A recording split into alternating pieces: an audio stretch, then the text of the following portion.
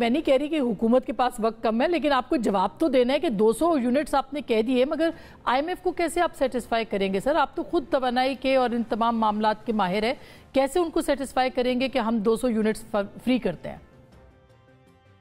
ना सिर्फ 200 unit protected बल्कि 200 यूनिट अनप्रोटेक्टेड भी, यानी कोई भी शख्स इससे मावरा कि वो प्रोटेक्टेड कैटेगरी में आता है या दीगर कैटेगरीज में आता है, अगर वो गरीब शख्स है और सिर्फ 200 यूनिट इस्तेमाल कर रहा है, जो तकरीबन 94% इस मुल्क के जितने भी डोमेस्टिक कस्टमर्स हैं उनके 94%, 94% पाकिस्तान के वो लोग जो बिजली से कनेक्टेड हैं वो इसमें शामिल हैं।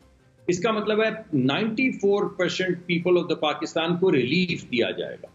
ये आज फैसला भी हो गया, अनाउंसमेंट भी हो गई। अब आईएमएफ को कैसे समझाया जाएगा? आईएमएफ को मेरे ख्याल में समझाया गया है, और वो इस तरह कि हमारा जो डेवलपमेंटल फंड है जिससे हम लोगों की ही खिदमत करना चाह रहे थे, जब हमें ये पता चला कि इतना बोझ बिजली का लोगों पे पड़ रहा है तो राइटफुली उनको रिलीफ की गर्मियों में जरूरत है जब बिजली ज्यादा इस्तेमाल होती है।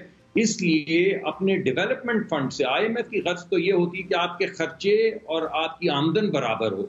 अब अगर आप अपने खर्चों में से पैसे एक मद में निकाल के दूसरी मद में डालते हैं तो फिर आईएमएफ को एतराज वो तो प्राइम मिनिस्टर ने कहा कि 50 अरब रुपए हम देते हैं, जो आज मैं उनकी गुफ्तगू सुन रही थी। मगर ये बताएं कि क्या 3 महीने के बाद पहले की तरह फिर वसूल भी किए जाएंगे? पहले भी ऐसे हुआ था कि कुछ यूनिट्स जो थे वो प्रोटेक्टेड थे, फिर उसके बाद 3-4 महीनों के बाद दिसंबर में वो आ गई थी एडजस्टमेंट्स के उसके अंदर। क्या फिर ये होगा ये काम?